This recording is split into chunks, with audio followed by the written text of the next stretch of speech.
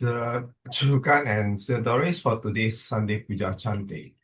Back with us this week, we have Brother Leng Huat to share from his Buddhism from Beginner series on ignorance. Over to you, Brother Leng Huat.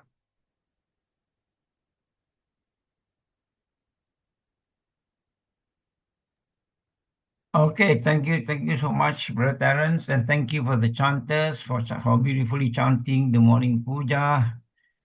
Okay, so we'll continue with our series called Introducing Buddhism to the Beginners, or for the beginners. We'll make it light and easy. That's the whole idea of introducing this subject to the newcomers. Okay. Now today we have moved forward. Now we have come to the level of gratitude. So we are saying that the Buddha actually placed a lot of emphasis on gratitude. The Buddha placed a lot of emphasis on gratitude. So we have to find out why and how did he do it. What is important is, why did the Buddha place so much emphasis on this gratitude? Actually, that was the first lesson taught by the Buddha. And how did he do it? Okay. So to begin with, why is this gratitude important? We shall quote to you the most popular sutta on gratitude called Kārtaññu Sutta, which the Buddha says, "Monks, I will teach you the level of a person of no integrity." And the level of a person of integrity. This is in the Kārtaññu Sutta. The Buddha told the monks, listen and pay close attention. I will speak, said the Buddha. So then the monks responded and say, yes, as you say, Lord. So we will listen, okay? So the Buddha started and said, now, what is the level of a person of no integrity? The Buddha says, a person of no integrity is ungrateful. Ungrateful, unthankful. This ingratitude, this lack of thankfulness is advocated by rude people. That's what the Buddha says. It's entirely on the level of people of no integrity. They're very rude, they're ungrateful, they're unthankful. These are people of no integrity, okay? So a person of integrity, the Buddha says, is grateful and thankful. Yep. So this gratitude, this thankfulness is advocated by the civil people. That's what the Buddha says. It is entirely on the level of people of integrity. So here the Buddha has said it very clearly. People of no integrity are not reliable. People are ungrateful. They're thankless people. So when we look for friends or we are associated with people, we see how they speak. If they're ungrateful people, we keep away. Okay, so that's basically what the Buddha says. So that's why then the Buddha placed a lot of emphasis, So now, why? We will go into detail later. Why is this important, why is this gratitude very important in Buddhism? Okay? Because here we'll demonstrate that the Buddha regarded gratitude as a fundamental quality that drives all other virtues, including compassion and generosity. So meaning to say that gratitude is mother of all virtues. Yeah, if a person is ungrateful, you will not have virtues. Okay? So we are saying that here, the Buddha regarded gratitude as a fundamental quality that drives other virtues, including compassion and generosity. Okay, the Buddha is stressing that our life is what we are today, is conducive because of the support of the first bodhisattva in our life. Don't forget our parents. We are here today. We are what we are today. We must be grateful to our parents. The Kārtaññu Sutta, actually I quoted only the one phrase, but it's continued and said, the Buddha says, it is very difficult to repay, to repay your parents. And father and mother are two persons which is most difficult to repay. Okay, if you continue to read on the Kārtaññu Sutta, it tells you what, you will elaborate further. Yep. So the Buddha says that we must be grateful to the first Bodhisattva in our life, and it is not difficult to, it is very difficult to repay them, the Buddha says. Even if you take your mother on the right shoulder, your father on the left shoulder for 100 years, you can massage them, let them do their business on your shoulder, you feed them, you do what you want to do with them, still you are not able to repay them, okay? So that's how the Buddha emphasized on gratitude, okay? And filial piety. So second, the Buddha also says that we must also be grateful to our teachers. Don't forget, we must also be grateful to our teachers. The Buddha says, the teachers who have also guided us in school, has given us a lot of training. And again, the Buddha says, don't forget the society, the society have actually supported us directly, indirectly to make us what we are today. Our parents, our teachers, and the society on the whole. The society has also actually helped us. Don't forget this category of people. And okay, last but not least, don't forget that the Buddha Dhamma and Sangha has also guided us in a way or in the most important way also. Okay? So now, so we shall now visit all these things that we have stated, that the Buddha says you must be grateful to your parents, to your teachers, to society, and also to Buddhism, in short. Now, these things are actually actionable things, things that we can do. These are things that we cannot do. We can do. These are not difficult things to do. Correct?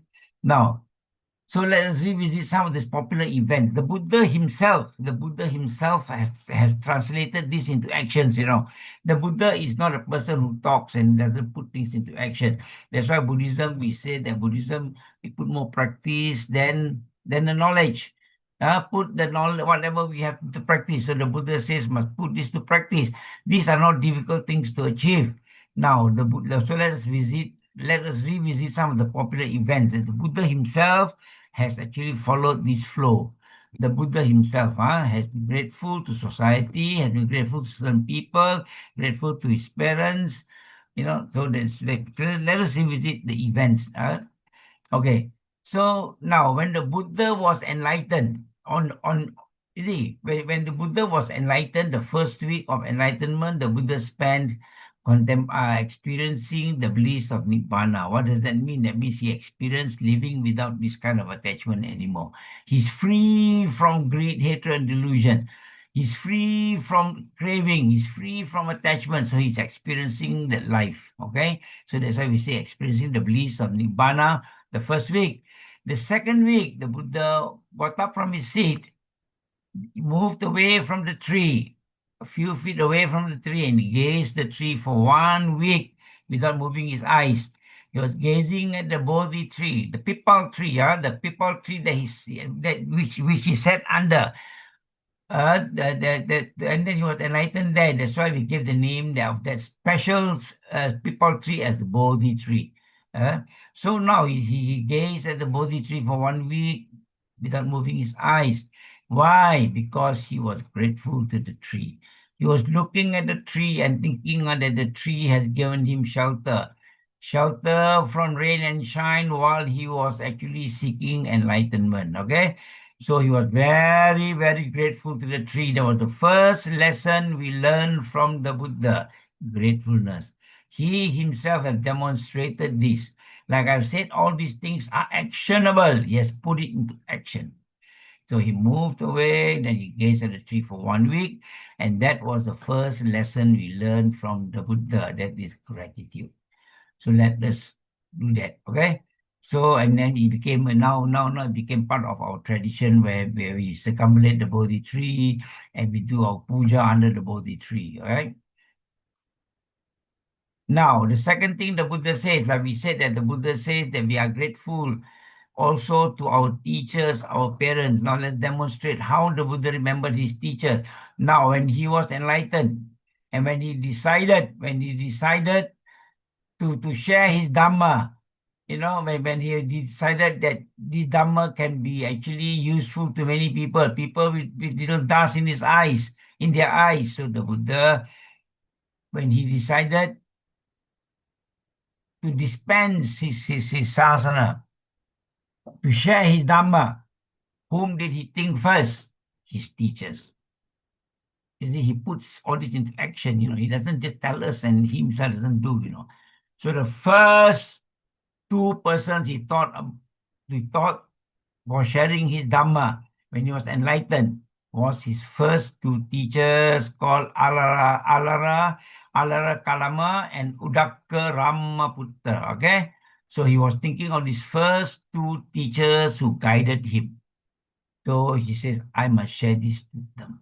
You see? So that is gratitude. He remembered them. Remember. He remembered these teachers that we said earlier. Among the people we are grateful to, our teachers, our parents, our teachers. He remembered this teacher called 𝓤𝓷𝓲𝓼𝓷 and 𝓤𝓷𝓾𝓷𝓭𝓪. Okay? So now, but then when he contemplated, he knew that they have repassed away and they're reborn in the formless realm where they will not benefit any more teachings, where they got no more the five senses, like they cannot benefit anymore. So then the Buddha says, okay, then they are not you. Okay, you will not go and pursue with them lah, because they will not benefit lah. Huh? So then, what did the Buddha think about? Like we say, the society, the friends who help us, the society or the friends who help us. These are people we should remember. And the Buddha remembered his five friends. These five friends, you read through the life of the Buddha, you'll know I just run through briefly only. So he remembered his first five friends who actually, his friends who have deserted him. When Buddha took a bit of food, they deserted him. They say this man has given up his search for enlightenment. So they actually deserted him, They went on their own. But the Buddha remembered the gratitude that these five friends have also served him in the earlier days when they were all out. So what the Buddha did, the Buddha went to look for them in the deer park in Isipatana, in Varanasi. He heard that they were there. So he walked for 1 week, 7 days and 7 nights, 1 week, and he arrived at that place. And there he expounded. Actually, when his five friends saw him, they kind of didn't want to greet him, They came a kind of say, yeah, this fellow coming again, what for? He has given up anyway. But because later when he came closer, they saw that he was very serene, because, he's the Buddha. So his outlook was completely different, and they were surprised, and they decided to entertain him. So they offered him a seat, and then they said, yes, master, what can you do? Then the Buddha taught them the first discourse called the Dhamma Cakkappavattana Sutta. So this was done at the deer park in Isipatana near Varanasi. He taught these five friends the Dhamma Cakkappavattana Sutta.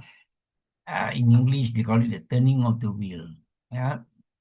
So this is where the Buddha taught them this, and the Buddha actually concluded that they must do the perfections to the Sila, Samadhi, Panya in the Eightfold Path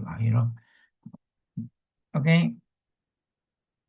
And this realization you can only get through practice, the Buddha says. That's why the Buddha talk about gratitude. He puts this into practice. He went to look for these people who the first people around the area first. He didn't go and jump to see his father first, mother in Tawatingsa. No, he went around slowly, expanded the circle. Okay.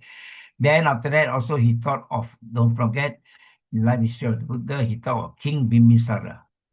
King Bimbisara, who actually also accommodated the Buddha when he renounced. King Bimbisara offered half the kingdom to him, but he refused. The Buddha says, I'm not here to take your kingdom. I'm here because I've renounced, that's all. So he was grateful to King Bimbisara, who actually looked after him and supported him in the initial days. And King Bimbisara also has made him promise. Yes, he says, okay, since you are searching for enlightenment, don't forget, when you are enlightened, you must come and visit my kingdom and share with me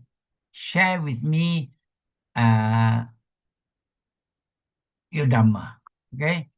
So then the Buddha was targeting to go to visit King Bimbisara, but on the way he passed through a village called Gaya, and then that's where he met the three Kassapa brothers. So let's say the three Kassapa brothers represent the society. So three Kassapa brothers, they were actually fire worshippers. So the Buddha thought of society that he has to pay back society also. Right? Remember we said that we also must pay back society who have supported you, directly, indirectly. So the Buddha thought of the Kassapa, passed through the town of Gaya, met the three Kassapa brothers who were fire worshippers. Yeah, they were fire worshippers in the 6th century BCE, those days. At Užuvela. So he saw them, Buddha passed through Užuvela and then saw them. The three Kassapa brothers, okay, briefly I will tell you the name. They are called Užuvela Kassapa. He's the eldest. He has got 500 disciples under him. They were all masters, they were all actually great teachers, but they were fire worshippers, okay? And the second brother's name is Nadi Kassapa. He has got 300 disciples. And his youngest brother called Gaya Kassapa. Okay? Gaya Kassapa has got 200 disciples. So total, they have got 1,000 people, 1,000 fire worshippers there. So Buddha went through there and the Buddha realized that the Buddha should help them. Yeah? So the professor, okay. So to make the story short, because to make the story short, Buddha managed to convince Užuvela Kassapa, the eldest brother, to accommodate the Buddha for a while. So the Buddha stayed there for a while, and then, okay, when the Buddha stayed with when the Buddha stayed with Užuvela, sorry, sometimes my tongue is not ready in the morning. So Užuvela Kassapa offered to accommodate the Buddha for a while. Buddha managed to convince him to allow him to stay there. Then Buddha became more popular than him. You notice that, Buddha became more and more popular than Užuvela Kassapa. So then Užuvela Kassapa was a bit more concerned, to be honest. He was very concerned that he's losing his popularity. His disciples, so actually more when they come and they visit the Buddha more than they visit him now, you see. So he was very worried. Then they came to a function. And this is the finale of the story I'm telling you. Okay, so they had got the annual function, the annual ceremony, whereby many followers will come, So actually Užuvela Kassapa was very worried. He was quite concerned that this time when they come to visit him, he's very sure that most of his disciples will actually pay more attention to the Buddha. He was a bit unhappy. He says, tonight my disciples come and I think the Buddha, more emphasis will be on the Buddha than him. So he was quite concerned. But anyway, the night came, and then he realized that the Buddha did not appear in that function, the Buddha skipped that function. So he was quite relieved in a sense. He was quite relieved. The Buddha not here. So at least he becomes more popular again. Otherwise, he would lose his attention. Then after the next morning, he asked the Buddha, "Hey, Bante, last night you didn't come to our function. Why? Then the Buddha told him, were you not worried, last night, that when I come, I will get more limelight than you?" Then Užuvela Kassapa was very surprised, He was, he was shocked, taken aback. The Buddha can read his mind, The Buddha knew what he was thinking, So then only he realized that the Buddha is very superior. Then only he decided to be a disciple of the Buddha. You see, he realized. Before that, he was very arrogant, but I didn't tell you the full story. Before that, Užuvela Kassapa was very arrogant. Arrogant that he thinks that he is enlightened, he's an arahant already, and the Buddha is just struggling, learning something. But he didn't realize the Buddha was enlightened. Now, after the Buddha told him that, were you not worried that if I attended your function last night, that you will lose the limelight? Then he was taken aback. Then he realized that the Buddha is actually fully enlightened. The Buddha could even read his mind. Then he became a follower of the Buddha. Okay? So this is the story. So then later on he convinced the second brother, Nadi Kassapa, then the youngest brother, Gaya Kassapa. And then he managed to actually convert all the 1,000 followers of them. He managed to convert all of them through they call 𝓤𝓷𝓲𝓷𝓷 Sutta, I think isn't it? 𝓤𝓷𝓷𝓲𝓷 Sutta, the fire sermon. That's why he gave a fire sermon, and then he managed to convince everybody. Okay, so that's how the Buddha's how grateful the Buddha was to society that he helped them also. Okay, so he converted the Kassapa brothers and the 1,000 followers. Now he has got 1,000 followers. Then they decided to visit King Bimbisara lah. He continued his journey lah. So he continued his journey with his big entourage now. He has got over 1,200 people with him.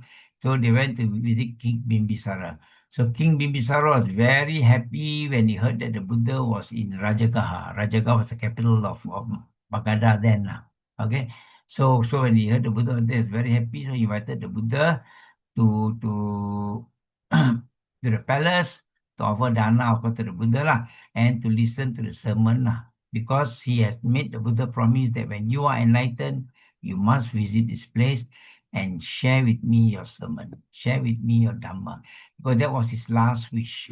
King Bimbisara has 5 wishes, so he said one is to hope that the Buddha can visit his kingdom, and he wants to hear directly from the Buddha, whoever is enlightened then, the Dhamma. Okay, so he was very happy and very grateful that he had the opportunity to listen to the Dhamma. Yep. So that's where the Buddha taught King Bimbisara the Dhamma, and King Bimbisara was also very happy then. He was very happy.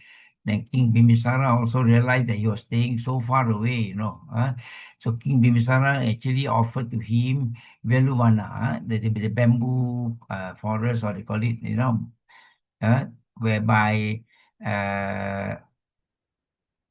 he can build his monastery there, and then his people can stay there, which is nearer to town. So okay. So King Bimbisara was very happy. So he offered to the Buddha to take up the residence there. Okay. Yeah. So this residence actually where the Buddha stays. Actually, when you talk about forest monks, and you know that there are 5 conditions 5 conditions where it should be located So when King Bimbisara offered this bamboo grove to the Buddha, because this place satisfying these 5 characteristics of a place where the Buddha should be staying where forest monastery should be Number 1, it should not be too far from the city. Okay, you don't go and put them to stay in Pahang forest, You go in the middle of Pahang jungle, then you open up a monastery and say monks go and stay there, Then who's gonna support the monks there? So that is where you remember the condition is when King Bimbisara offered the bamboo grove to the Buddha to build the monastery there for his followers to stay. It complied to these 5 characteristics. First characteristics is that it mustn't be too far from the city. Reason being that you must be quite near the village, so that villagers can go, or you can walk over to do your arms round there, to do your pindipata there. All right. Number 2, it should not be too far, neither should it be too close. Number 2, it mustn't be too close Too close to the city, there's a lot of distraction There's a lot of noise. There's a lot of vehicles.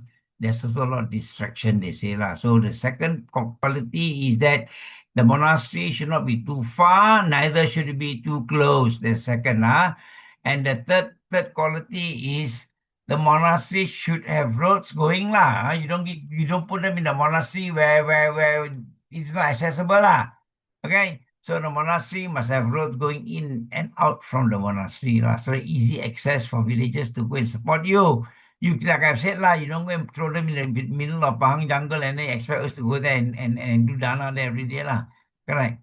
So okay, these are the basic things that you should give So it must have easy access for everybody at the required time. And number 5, it must be devoid of the noise from the city or the village and people clamoring for the senses lah, to satisfy the senses lah, not too near the karaoke joint, not too near the nightclub, not too near the pub, distraction lah. So that is the basic thing lah. So now Veluvana is a very nice place which actually comply to all these 5 characteristics lah. So the Buddha accepted this offer. Okay. So the Buddha accepted, and this was his first monastery that the Buddha had. Okay, Veluvana is the first, and for the people who do chanting with me, Veluvana, when we chant the Bujanga Sutta, we always say, the beginning is Evang me sutang ekang samayang bhagava rajagahe viharati veluvane 𝓤𝓾𝓷𝓭𝓪. Remember? So this is the Blessed One was residing in the squirrel feeding ground in the bamboo grove near Rajagaha. Right? So you see, most of the suttas will tell you where the Buddha preached from. But in Veluvana, I think the Buddha spent more of his vasas there. Okay? So the day the Buddha accepted the Veluvana, the Buddha delivered, okay, the next day. This is another important sutta that we will, okay? Now, during the 7 moon, normally we would chant the 𝓤𝓾𝓷𝓬𝓷 Sutta, remember? We chant the 𝓤𝓾𝓷𝓬𝓷 Sutta that is beyond the wall. Discourse called Beyond the Wall, whereby, remember, after Bibisara had given dana to the Buddha and all that, at night he hear a lot of noises in his palace. At night you hear a lot of noise and macam-macam wailing sound, crying sound, So, so that was actually part of the story here lah. So after King Bibisara has offered the dana and all that, at night he had this nightmare lah. Then he asked the Buddha what happened lah. So that's where the Buddha taught him the discourse called the 𝓤𝓾𝓷𝓬𝓷 Sutta, which is called Beyond the Walls. So this is very popularly chanted during the 7th moon, whereby the Buddha encouraged King Bimbisara to do dana and transfer the merits to all his departed relatives. Relatives, not only his present grandfather, grandmother, those relatives that are eons and eons ago, So these are the relatives who might be requiring our merits, So like we always practice for us, we always practice after chanting, we dedicate merits to all these monks. So to all our loved ones, known and unknown to us, we always say, not necessarily only we know, but there are many, many relatives of ours whom we have never met before. We don't remember meeting them, of course, they're relatives, they are eons away. They might be the ones who need your merits. So dedicate the merits to them, it might help them. Now, this has been demonstrated in the 𝓤𝓾𝓷𝓬𝓷 Sutta, whereby King Bibisara dedicated these merits to all his relatives whom he had never met. He can't remember meeting them, eons away.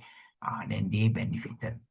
Okay, so this is where the Buddha taught them the 𝓤𝓾𝓷𝓬𝓷 Sutta. So the Buddha has actually, the Buddha demonstrated the importance and he went through slowly, he went through, and all these things are like what we use the word actionable, can be achieved through our actions. It doesn't cost you millions or doesn't cost you, impossible to achieve. No, these are simple things that we can repay to society. So the Buddha demonstrated this way. So he has paid. He's been grateful to King Bibisara. He was grateful to even the public, whereby the Kasapa brothers, they're not forgetting. After that, he continued the journey to go to Kapilavatthu. Don't forget, he went to visit his father also. Okay, so see, this is how he expressed his gratitude. He went to visit his father. There also after visiting his father, there was only after the first year, he became enlightened. After his first vasa, he visited his father. And there, the story goes that he converted his son. His son also renounced and became a monk, a young monk at the age of 7, all those stories.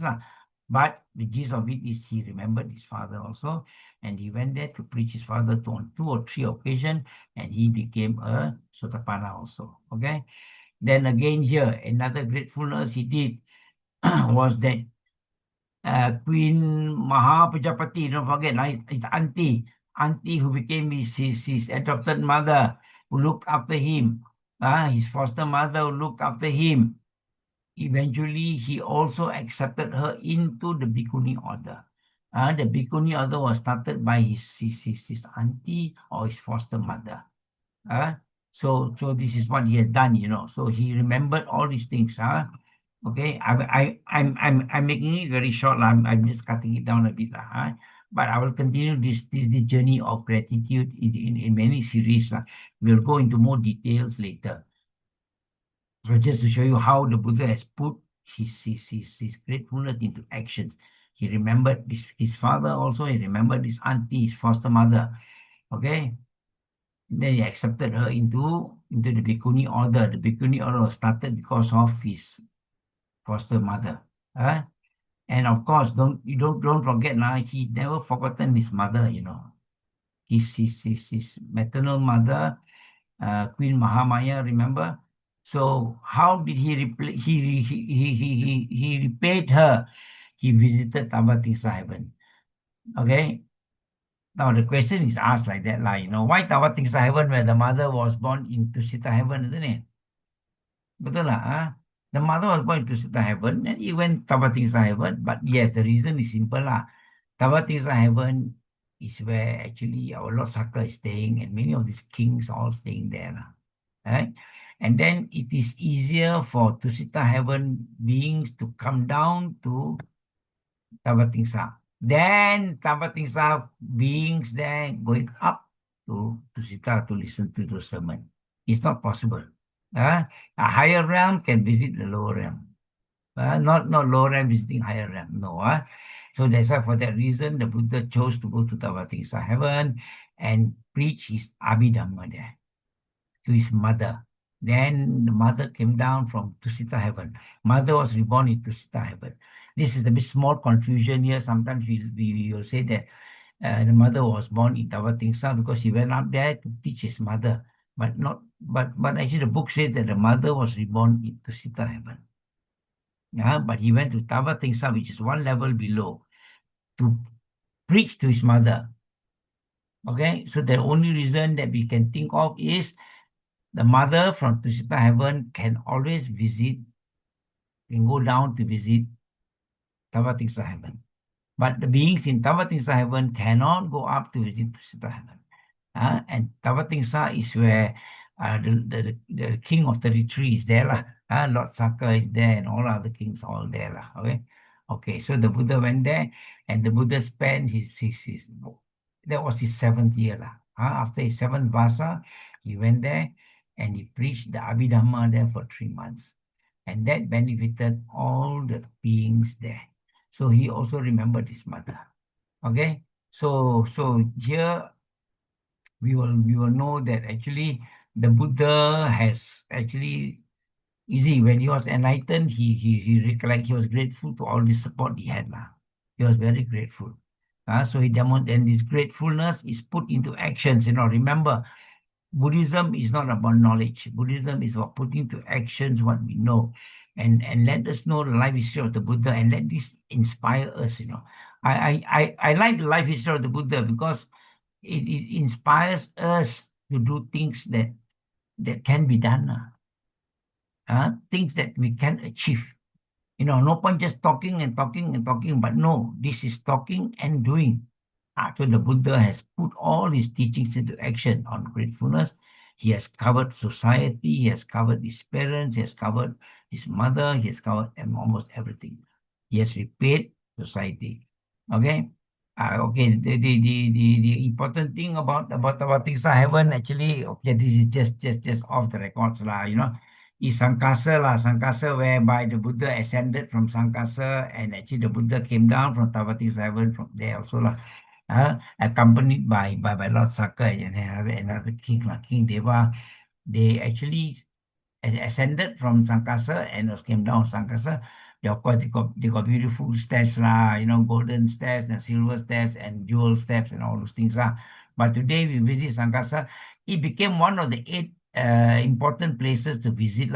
not compulsory places. The Buddha encouraged 4 places that we should go to do a pilgrimage.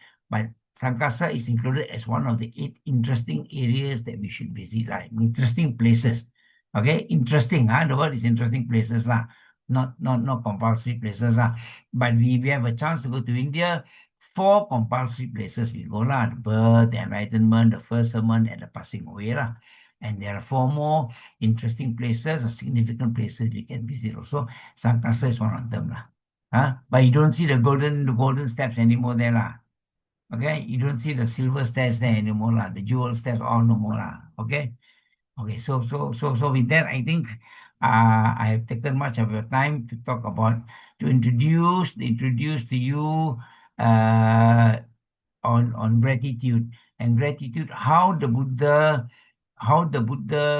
translated this into actions, how the Buddha translated all his gratefulness that he's teaching us into actions. So this will demonstrate lah. So I have covered for you some of his life story, which covers the way he has expressed his gratefulness lah.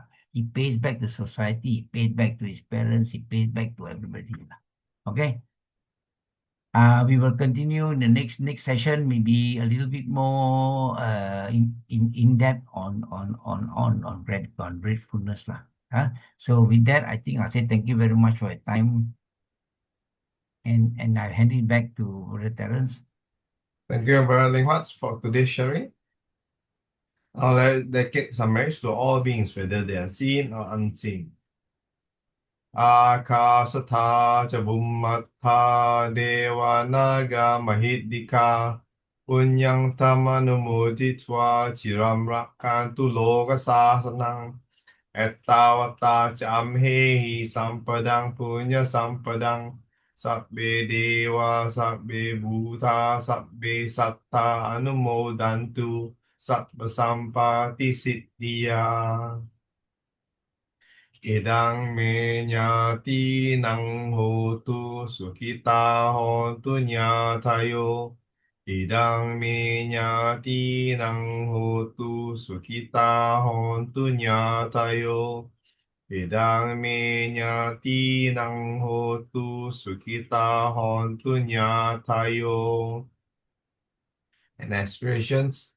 Imina punya kammena mame bala samagamo satang samagamo hotu yava nibbana pattiya. Sadhu, sadhu, sadhu.